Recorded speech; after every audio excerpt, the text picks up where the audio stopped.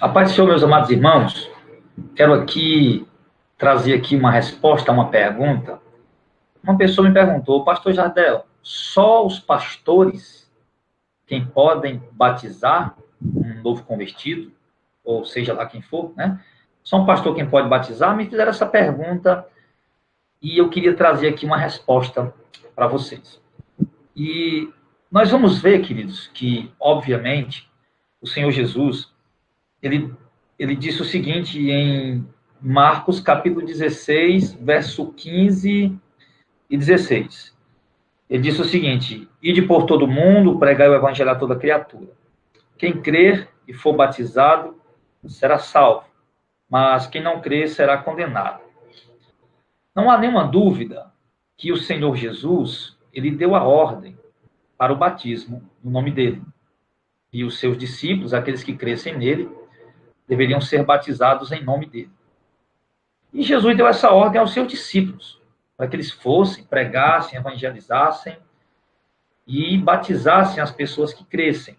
Claro, todos nós sabemos que, de fato, é necessário que as pessoas sejam batizadas, né?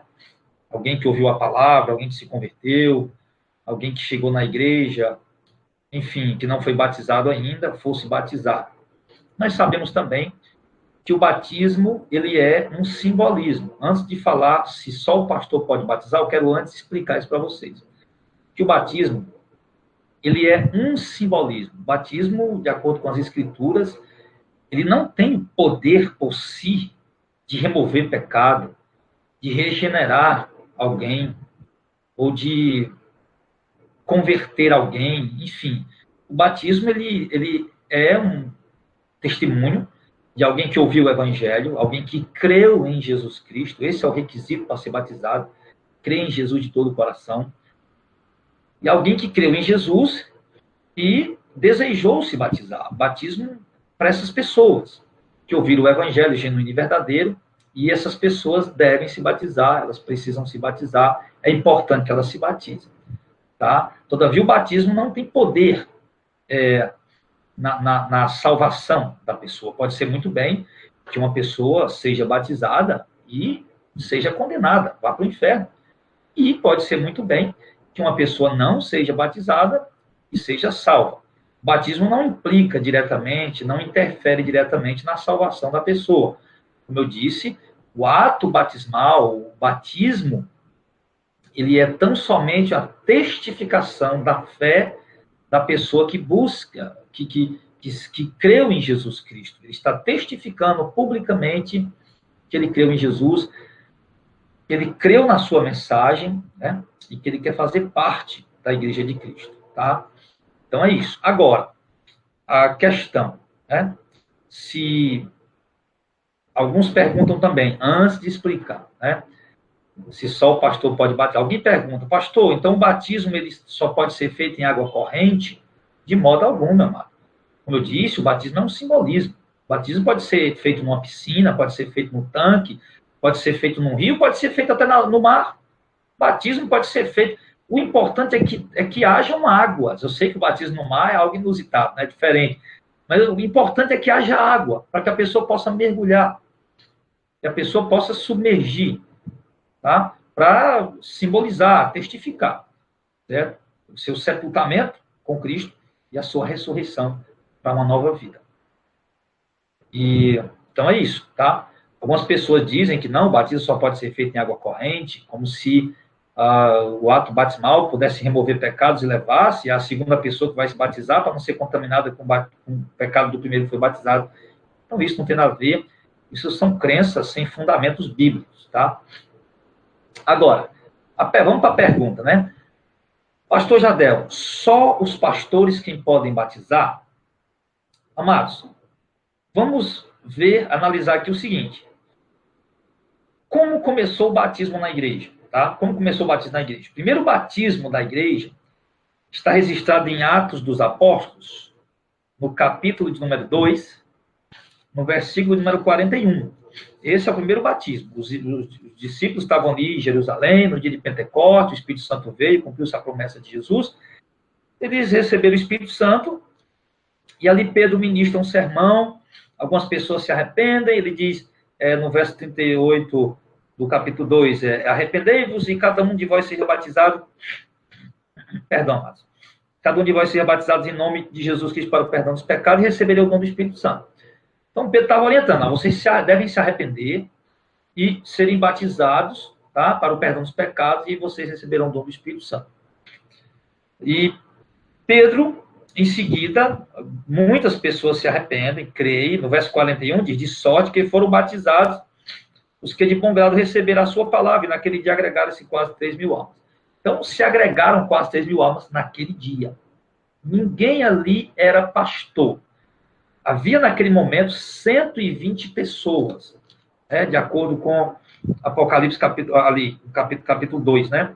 Haviam ali aproximadamente 120 pessoas, 120 discípulos de Jesus orando, que receberam o Espírito Santo, e após o sermão de Pedro, esses 120 irmãos, as pessoas, não havia pastores, tá? Não foram apenas os apóstolos que fizeram aquele batismo, mas obviamente que um batismo para ser feito no mesmo dia, 3.000 pessoas, tá? Eles ali tiveram a ajuda, embora o texto não mostre isso claramente, mas com certeza todos os 120 discípulos de Jesus, todos os homens que estavam ali, haviam mulheres também, claro, né? Mas todos os homens que estavam ali, certo? Que eram discípulos, com certeza auxiliaram nesse batismo. E nenhum deles era pastor. A igreja ainda não tinha se estruturado, ainda não havia sido estabelecido os pastores nas igrejas. Nós vemos um segundo batismo, tá? Aqui em Atos, capítulo de número 8,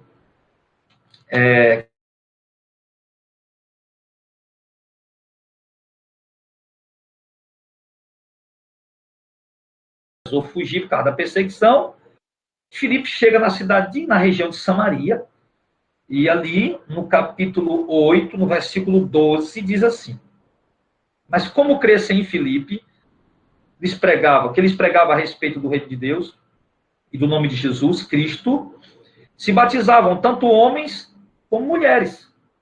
E creu até o próprio Simão, sendo batizado, ficou de contínuo com Filipe, vendo os sinais e as grandes maravilhas que se fazia, estavam atônitos.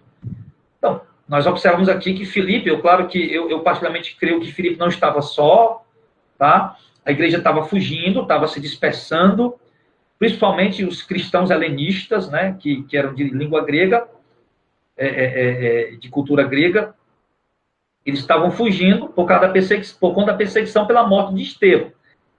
E Filipe, ele era um desses que precisou fugir para guardar a sua vida e não negar o nome de Jesus. E com certeza muitos outros irmãos fugiram também, alguns acompanharam Filipe. Chegando em Samaria, começaram a pregar o evangelho. Observe que, de acordo com Atos capítulo 6, Filipe, ele era um diácono. Diácono, tá? Aqui ele já aparece na função de evangelista por conta do trabalho que está realizando. E Filipe, ao chegar em Samaria, pregar o evangelho, viu aquelas pessoas creram em Jesus, creram no evangelho. E o que é que ele fez? Mandou chamar pastores em Jerusalém? Não. Mandou chamar os pastores que haviam na região? Não. Filipe, o diácono, o evangelista, o irmão Filipe, ali batizou aquelas pessoas. E Filipe não era pastor. Ele era um diácono, ele era um evangelista, e ele não era pastor, e ele batizou aquelas pessoas. Observe que havia uma necessidade. Ele estava pregando o evangelho, pessoas estavam se convertendo, e no que as pessoas se convertiam, ele ia batizando. Era a ordem de Jesus. Para ir pregar o evangelho, quem cresce fosse batizado seria salvo. Jesus não disse que apenas os pastores poderiam batizar. Jesus não disse que apenas os evangelistas poderiam batizar. Jesus disse que os seus discípulos, que crescem nele, fossem pregar o evangelho, e no momento que as pessoas fossem crendo, eles podiam ir batizando essas pessoas, independente dele ser um pastor. Obviamente, precisava ser, claro, né, um irmão fiel da igreja, mas não propriamente um pastor, tá? Tem outro exemplo também aqui, no verso 36 e 38. Ao 38, diz assim: indo eles caminhando, chegaram ao pé de alguma água e disse o eunuco: eis aqui água, que impede que eu seja batizado? Filipe poderia ter dito: olha, eunuco, nada impede você ser batizado, mas não há nenhum pastor aqui que possa lhe batizar. Mas Filipe não se colocou dessa maneira. Filipe disse: é lícito se crer de todo o coração. Ele disse: eu creio que Jesus é o Filho de Deus. Verso 38, mandou parar o carro e desceram ambos a água, tanto Filipe como o eunuco, e o batizou. Então Filipe ali, o evangelista, diácono, o irmão Filipe, batizou o eunuco, como já havia batizado várias, dezenas, centenas, milhares de pessoas lá em Samaria. Nós vimos aqui outro exemplo em Atos dos Apóstolos, capítulo de número 9, no versículo 18, quando Paulo se converte, um discípulo chamado Ananias, ali na cidade de Damasco, onde Paulo havia chegado, tá? Jesus diz que ele deve ir até Paulo, dar orientações a Paulo. Quando Ananias chega, ele dá a seguinte instrução para Paulo, dentre outras coisas que ele fala, ele disse, Ananias foi, no verso 17 do capítulo 9, Ananias foi, entrou na casa, impondo-lhe as mãos, disse, irmão Saulo, Senhor Jesus que te apareceu no caminho, por onde vinhas, me enviou, para que tornes a ver e seja cheio do Espírito Santo. E logo lhe caíram dos olhos como que umas escamas, e recuperou a vista, e ele levantando-se foi batizado. Então, observe que Paulo foi batizado por Ananias, um discípulo de Jesus. O texto não diz que Ananias era pastor na cidade de Damasco. Claro que, obviamente, teologicamente, a gente pode entender que Ananias era um líder da igreja ali dentro da cidade de Damasco. Tá? Mas o texto não deixa claro, não há nada que esclareça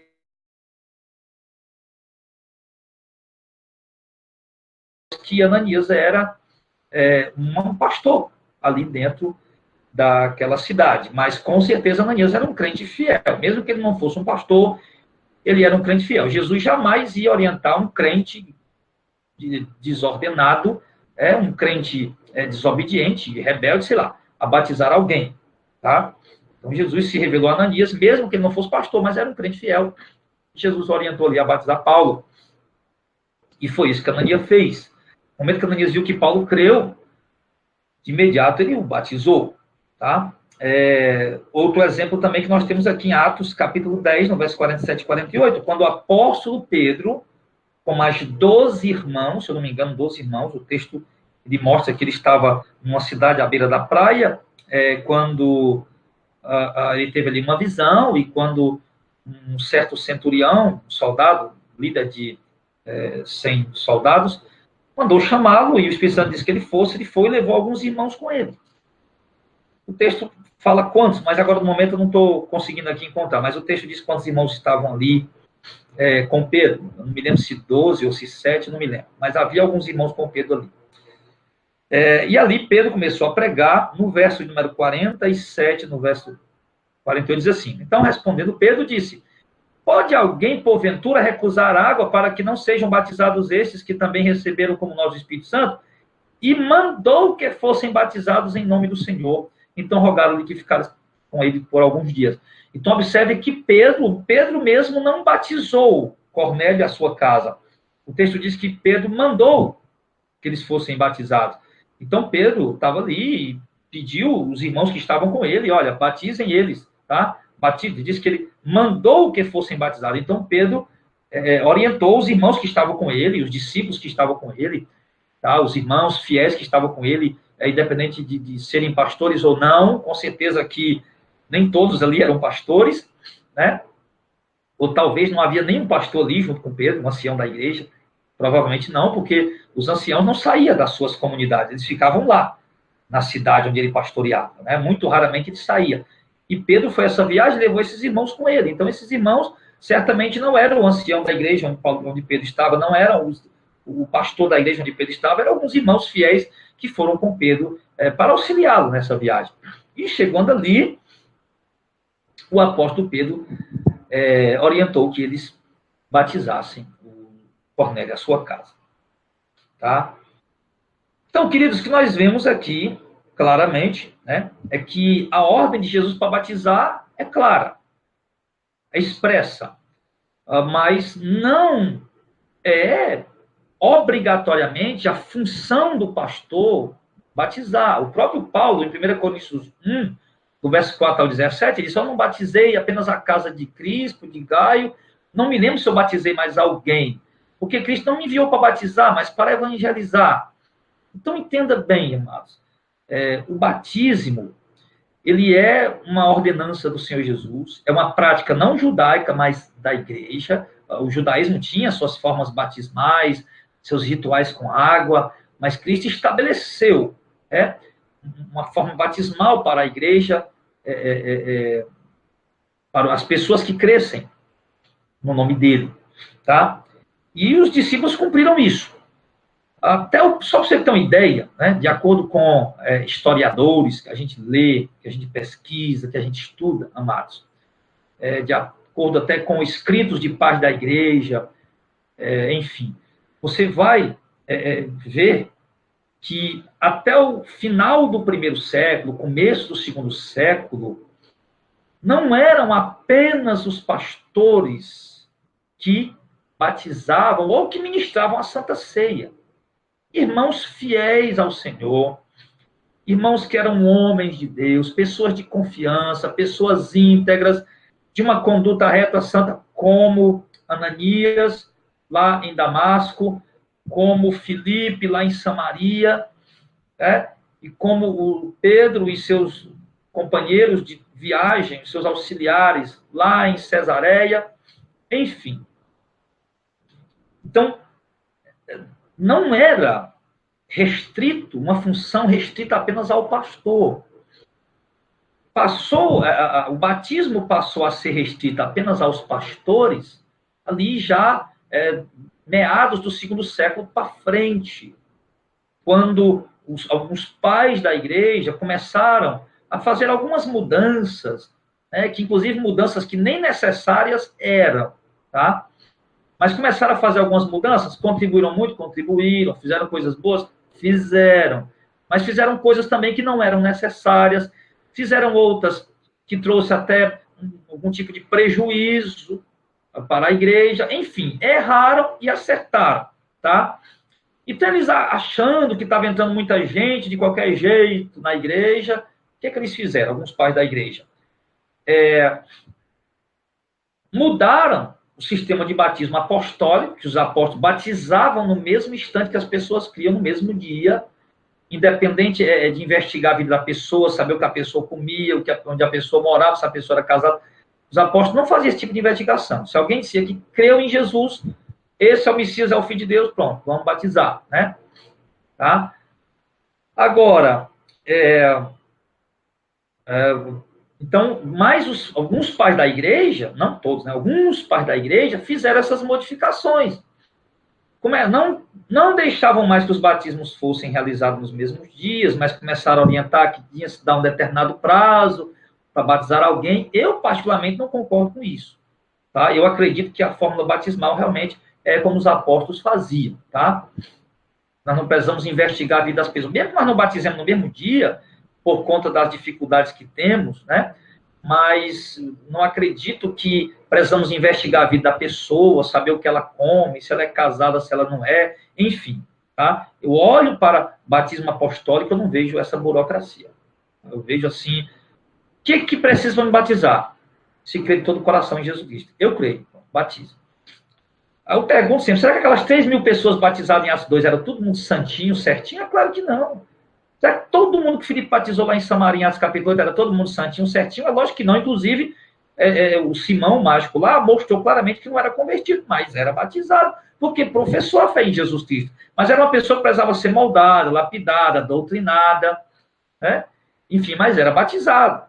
Então, nós não podemos, né, não é da nossa ossada, da nossa autoridade, escolher quem vamos batizar ou não. Certo? Se nós pregamos o evangelho puro, genuíno e verdadeiro de arrependimento. Alguém se diz que creu em Jesus, nesse Jesus genuíno que nós anunciamos através do Santo Evangelho. Então, nós não podemos negar o batismo a essas pessoas. Tá? E agora, os pais da igreja mudaram essa forma. E também, por conta da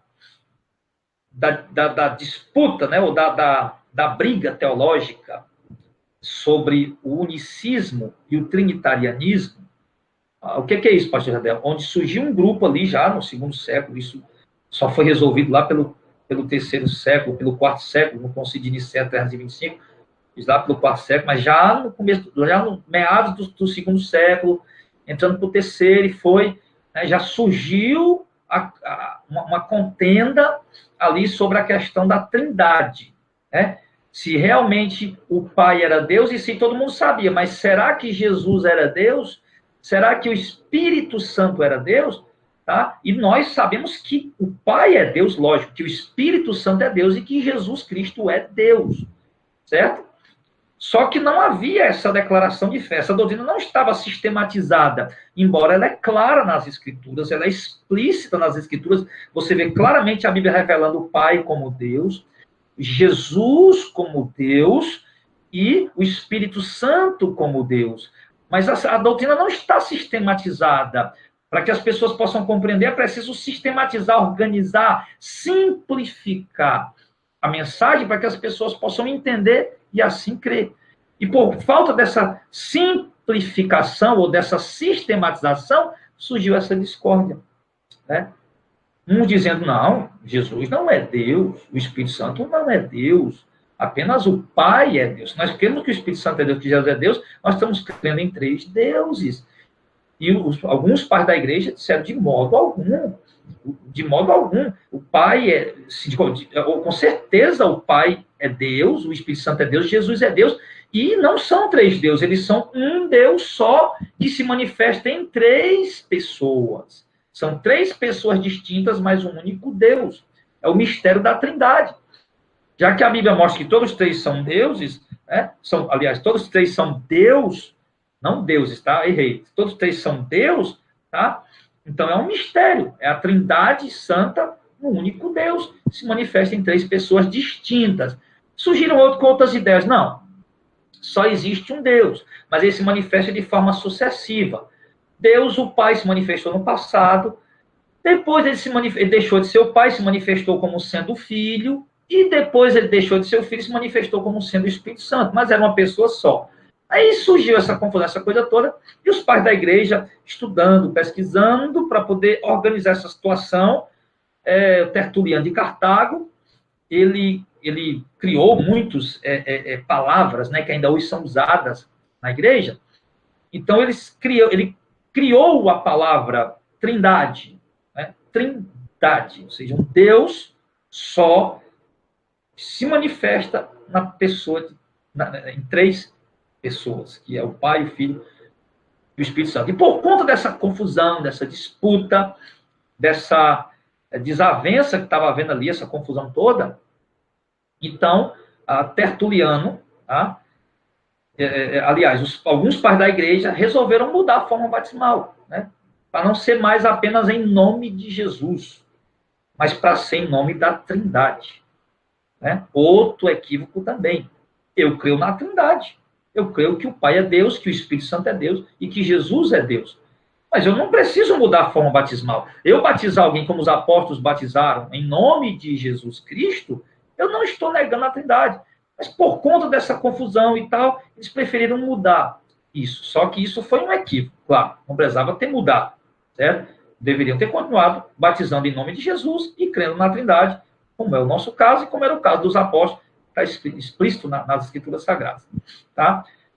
E também, né, como eles estavam aí organizando a estrutura eclesiástica da igreja, também orientaram que apenas os líderes quem poderiam realizar o batismo, né? Enfim, então surgiu ali já por meados do segundo século esse pensamento, essa imposição, vamos dizer assim, de que só os líderes da igreja é quem pode batizar.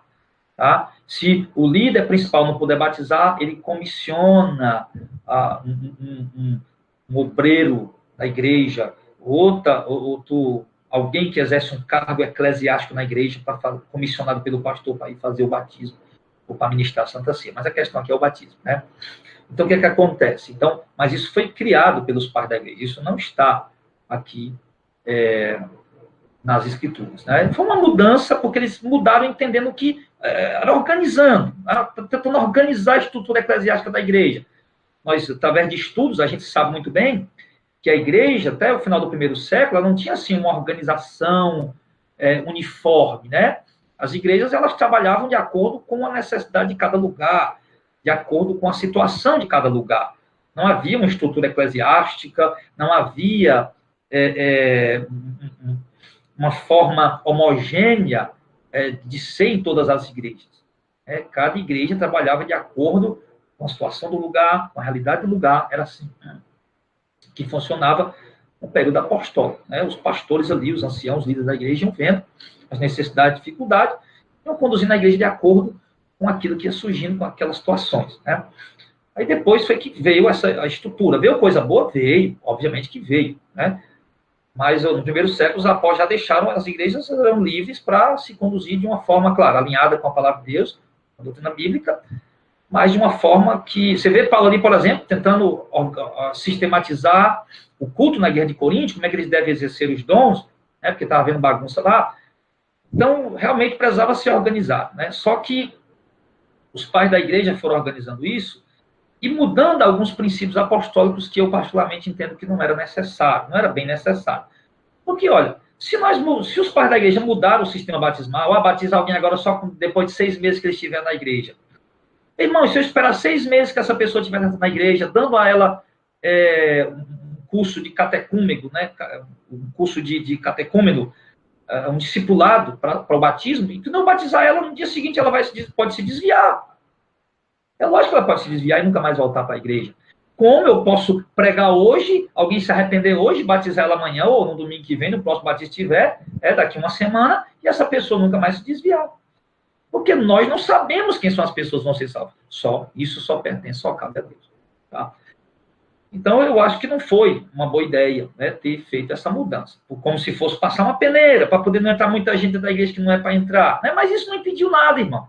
As pessoas continuavam passando tempo. Olha o que aconteceu lá dentro do Império Romano ali. Tantas pessoas ali, depois que o imperador Constantino deu o Edito de Milão, que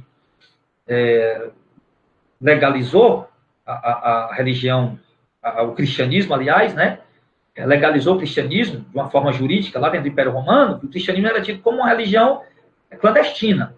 Por isso, tantas perseguições. Depois, o Edito de Milão, já veio o Edito de Tolerância, o Galério, 311, e veio o Edito de Milão de Constantino, que legalizou o cristianismo. Agora é uma religião legal dentro do Império Romano, não pode mais ser perseguida.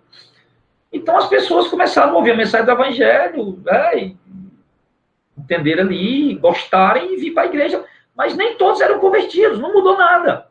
Você vê, por exemplo, lá no 381, o imperador Teodósio I, ele instituiu o cristianismo como sendo a religião oficial do Império Romano. O que aconteceu?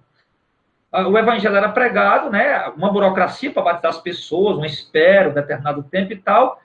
E muita gente, meu irmão, era batizada sem sequer ser convertida. Tá? Então, essa peneira de esperar 6 meses, 1 ano para batizar alguém, isso não impede de entrar pessoas não convertidas na igreja. Tá? Como também batizar com a semana também não impede. Tá? O dever do ministro é batizar. Agora, que o assunto aqui, o assunto aqui é que o dever, o privilégio de batizar um novo convertido, de batizar alguém em nome do Senhor Jesus, não é um privilégio apenas do pastor. É claro que eu, por exemplo, como pastor, eu gosto muito de fazer isso, eu tenho prazer em batizar as pessoas, eu tenho prazer em batizar os irmãos, certo? Tenho muito prazer em fazer isso, mas não tenho dificuldade nenhuma. Eu até já falei para os irmãos de outros estados, Pastor Jardel, vem aqui, Pastor Jardel, para você doutrinar a gente, batizar a gente. Tá? Eu digo, irmão, não, eu quero ir, para mim vai ser um prazer ir aí no seu estado. E famílias, irmãos, se reunindo, juntando dinheiro para poder pagar a nossa viagem para ir de volta, Não é que eu cobre para ir, eu não cobro nada para ir, Mas pagar despesas, tem famílias aí juntando, Juntando aí um dinheirinho, se organizaram, amigos, pessoas, juntando dinheiro para pagar a nossa viagem, para ir e voltar, estadia lá, para poder ir lá, doutrinar os irmãos, orientar os irmãos, em alguns casos aí, se for o caso, até batizar alguém, enfim.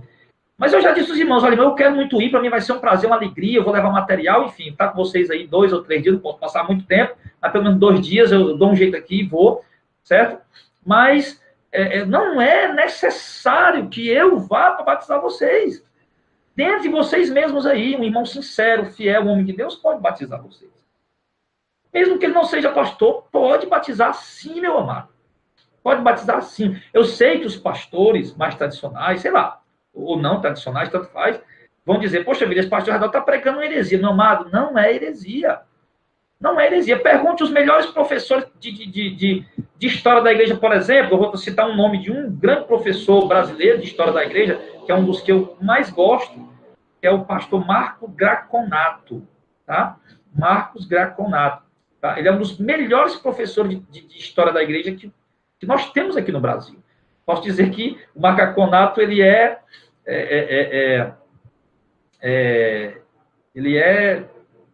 uma figura muito importante dentro da igreja evangélica brasileira. Tá? Então, pergunte pastores, por exemplo, professores sérios, como o pastor Marcos Graconato, um homem imparcial, um homem que sabe, o que eu gosto do pastor Marcos Graconato é isso, que ele é imparcial, tá? Ele mostra a realidade, tá? Ele diz, olha, aqui na nossa igreja a gente faz assim, porque a gente entende que é um princípio bom e tal, mas na igreja primitiva era desse jeito, então ele não tem dificuldade para falar isso. Então, isso é muito bom, isso é muito importante num teólogo, num professor, porque ele mostra para as pessoas o que realmente era a igreja, como realmente a igreja funcionava, e o povo fica sabendo, mesmo que ele aplique de uma forma diferente na igreja dele, claro, mas procurando trabalhar de uma forma coerente, de uma forma honesta, de uma forma lícita, de acordo com a palavra de Deus, né? Sem extravasar alguma coisa, enfim. Mas ele mostra a realidade, ele mostra como realmente era a igreja no princípio. Então, pergunte a professores sérios, como Marcos Graconato, né? Como outros professores sérios, tá? Se só os pastores quem batizavam, é claro que não eram só os pastores, claro que os discípulos, homens que eram homens de Deus, íntegros, mesmo sem ser pastor, mesmo que não tivesse cargo eclesiástico na igreja, mas pelo fato de serem homens honestos, homens íntegros, homens de Deus, eles eram habilitados para batizar, eles eram habilitados para ministrar a Santa Ceia, independente de ele exercer algum cargo eclesiástico. Então, meus queridos, isso nós temos que ensinar isso para os irmãos. E não ter medo, né? Poxa vida, pastor Adel, o senhor está falando isso agora, então o pessoal vai mais aí para o senhor batizar. Meu irmão, aí eu digo como Paulo, Deus me levantou para batizar. Não, meu irmão, Deus me levantou, eu tenho o prazer de batizar, gosto de batizar os irmãos, mas Deus me levantou para pregar o evangelho. Deus me levantou para mostrar a verdade para o povo. Não foi para estar aqui escondendo alguma coisa por causa disso, por causa daquilo. Não, meu amado. Deus me levantou para mostrar a verdade, é isso o nosso desejo, essa é a nossa vontade. Então, que fique bem claro aqui, certo? Para todos, sejamos sinceros, pastores e teólogos. Ensinemos o povo que é verdadeiro, mesmo que a gente diga, olha, mas na nossa igreja a gente não faz assim, porque a gente entende que é melhor dessa maneira, é mais por causa da situação, do momento, da época presente, mesmo que você explique, mas mostre o que é a verdade, como era a realidade na igreja primitiva. E na questão batismal, não é um privilégio, ou um dever, ou um direito, ou uma obrigação apenas do pastor da igreja. Mas, por exemplo, nós temos irmãos em Manaus, no Maranhão, temos irmãos em algum lugar do Brasil ou do mundo, né, que estão aí à procura de uma igreja bíblica genuína e verdadeira, só estão vendo heresias em volta deles e querem se batizar. Dentre vocês mesmos, um ministro fiel, um homem de Deus dentre vocês, pode batizar vocês. Agora, obviamente, meu amado, há de convir que somente homens eram quem faziam isso. Embora as irmãs contribuíram muito na questão do evangelismo, na questão do auxiliar, no próprio, dentro da própria igreja, nas próprias reuniões, na estrutura organizada da igreja, mas o papel de batizar, isso era apenas de ministros homens, tá? Mulheres não exerciam essa função, esse papel, de modo algum. Tá? Essa autoridade, ela não era exercida pelas mulheres, ela era exercida apenas pelos homens, tá? Por homens santos e fiéis. Então não tem dificuldade nenhuma, irmão. Tá? Procurem um homem de Deus, procurem um servo do Senhor, mesmo que ele não seja pastor, tá? Mas se ele é um homem de Deus, um homem íntegro, reto, fiel a Deus, meu irmão, não tem dificuldade nenhuma de batizar. Certo? E você, meu amado, que mesmo que você não é pastor, mas é um homem de Deus, sincero, fiel, que ama a verdade, que busca a verdade, que anda na verdade, meu irmão, não tem dificuldade de batizar alguém que cria, não tem dificuldade de maneira alguma. Tá? Batize-os com responsabilidade. Batize-os mostrando para eles o que é que significa o batismo. Certo? E batize-os em nome do Senhor Jesus. Amém, querido? Então, eu deixo aqui esta mensagem, esta palavra, tá? É o nosso segundo programa hoje ao vivo, eu estou aqui ao vivo, tá? O nosso segundo programa. Eu ia gravar o vídeo, eu resolvi, não, vamos entrar logo ao vivo aí, que já fica logo no YouTube, né? Então, nosso segundo programa ao vivo hoje, tá? E que fica aqui, essa palavra para vocês, tá bom, irmão? Nós temos que amadurecer, temos que crescer. Temos que... Uma coisa triste que eu vejo na igreja hoje, irmão, é a alienação de muitas pessoas evangélicas. Por exemplo, outro dia eu estava diante de alguns alunos, outras pessoas de outras denominações, e eu falei, olha, Jesus, ele bebeu vinho, os apóstolos beberam vinho, a igreja costumava beber vinho com álcool naquela época, e alguns irmãos pularam lá longe. Opa, peraí, que é isso? Alguns se benzeram, cruz credo, aquela coisa toda, aquela palavra. Que é isso, meu irmão? Que é isso? Paulo diz na primeira carta aos Coríntios, capítulo 11, a partir do verso 23, na Santa Ceia tinha irmão que se embriagava. Se embriagava, meu irmão, é porque aquele vinho tinha álcool, meu irmão. Nós temos outro momento, Paulo dizendo para Timóteo, não usa de um pouco de vinho, ou não bebe somente água, mas usa de um pouco de vinho, por causa das tuas frequentes enfermidades no estômago, eu vi, ele é medicinal para o estômago. Aí, se Paulo da Timóteo pudesse tomar um pouquinho, porque tinha álcool, por quê? Porque quando Paulo escreveu para Timóteo, dando ali as credenciais de se escolher, as características para se escolher um pastor, um bispo da igreja, um ancião, enfim, o presbítero, ele disse que o presbítero não podia beber vinho. O pastor não podia beber vinho. Já o diácono podia, pouco, mas podia. Então, o que isso nos leva a entender? Poxa vida, pode tentar fazer malabarismo, pegar do grego, papapá. Meu irmão, o texto está mostrando claro. Se Paulo está dizendo que o pastor não pode beber vinho, mas o diácono pode beber um pouco, é porque esse vinho tinha álcool, meu irmão. Se fosse só um suco de uva, que problema teria? Não tinha problema nenhum. Tá? Você vê ali Jesus sendo chamado de quê? Comilão e beberrão e amigo de publicanos e pecadores. Né? Por quê? Ele diz, João Batista veio nem comendo nem bebendo, você diz aí tem demônio. Vê o filho do homem comendo e bebendo, você diz um comilão e beberrão de vinho, amigo de publicanos e pecadores. Por quê? Porque aquele vinho tinha álcool. O vinho que Jesus transformou lá na Galileia, em Caná da Galileia, numa festa, né? Festa de casamento durava 7 dias, 14, 21 dias. E Jesus transformou água em vinho, meu irmão, para aquele povo se alegrar naquela festa. Não era vinho sem álcool, era um vinho com álcool, sim, meu irmão. A cultura daquela época era uma cultura deles. Paulo disse, se eu comer carne ou beber vinho e escandalizar meu irmão, nunca mais eu como carne nem bebo vinho. Paulo e outro momento diz, não os embriagueis com vinho, mas enchei-vos do Espírito Santo. Tá? Eles eram o costume da região, eles bebiam ali tranquilamente sem estar escandalizando ninguém. Agora, obviamente nós sabemos que a embriaguez, né? O vinho, a cerveja, o uísque, a cachaça, sei lá o que for, meu irmão, nós nunca vimos ele produzir coisas boas no homem. Né? Embriaga o homem, leva a fazer coisas erradas. Tá? Mas, então não adianta beber. Nós não bebemos vinho. Eu não bebo vinho, não tiro bebida alcoólica. Ensino os irmãos da igreja a não beber, a não ingerir, mas com que princípio eu ensino? Que se nós bebermos, nós vamos estar escandalizando. Vamos estar ferindo a mente de um irmão, da mente mais fraca, que não entende. Aí nós vamos estar pecando. Para não cometer esse pecado, do escândalo para feriamento do irmão mais fraco, então não beba. Não beba. Mas eu dizer, irmão, não pode tomar um gole de vinho que é pecado, você vai para o inferno, é que eu vou mostrar isso na Bíblia. Tá? Eu não tenho como provar isso na Bíblia, então eu prefiro trazer uma verdade bíblica, tá? E mostrar o equilíbrio, tá? Então, bebeu, eles bebiam lá na hora do almoço, estavam almoçando a taça de vinho, pronto, né? Estavam lá, na hora do almoço, na hora do jantar, lá os irmãos lá tomavam uma taça de vinho, pronto. Em Coríntios, a gente exagerando, a gente sabe disso. Em Coríntios 11, o irmão estava bebendo tanto que ficavam embriagados. Paulo disse, bebe em casa, né? Paulo até orientou eles a comerem em casa e beberem em casa, tá?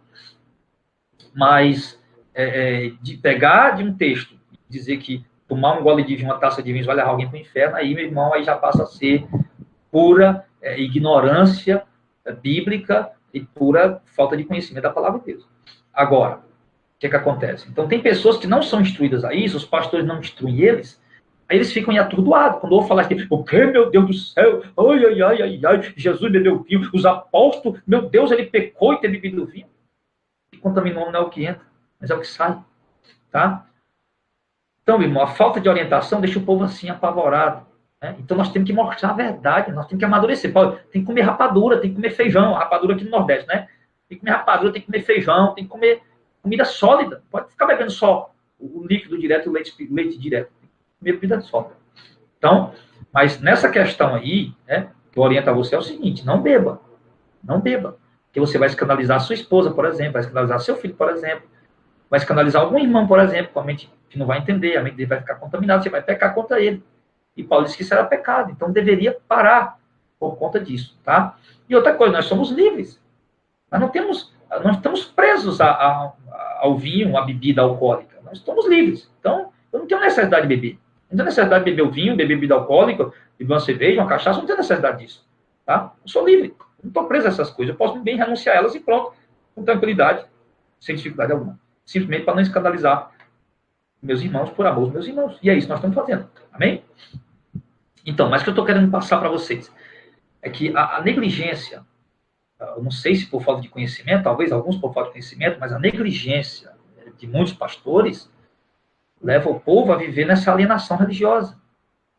Tá? E quando mostra-se, e eu mostrei para o pessoal o versículo bíblico e eles não aceitaram. Eles não aceitaram. Né? Então, quer dizer, quando os pastores omitem as verdades das pessoas, tem gente que mesmo vendo na Bíblia sendo mostrado por outro pastor, por outro irmão, ele não quer aceitar. Ele não quer aceitar. Uma coisa é mostrar algo e distorcer. Outra coisa é mostrar algo legitimamente que está nas Escrituras. Tá? Está nas Escrituras. Então, queridos, olha, então é necessário, amados, que nós estudemos a palavra, que nós aprendamos a palavra, que nós conheçamos a palavra, que nós cresçamos no conhecimento, na graça, que nós sejamos maduros. Não, eu sei, pastor Jadel, que essa doutrina realmente, que Jesus bebeu um pouco de vinho, os apóstolos beberam um pouco de vinho, né? Mas eu não posso pregar isso para a igreja, não, pastor, que tem que ter o equilíbrio, tem gente lá que não está pronta para ouvir. O que é isso, meu irmão? O que é isso? O povo está pronto para ouvir toda a verdade. Aliás, o povo precisa ouvir toda a verdade. Agora, tudo depende de como você vai colocar. Tudo depende de como você vai explicar.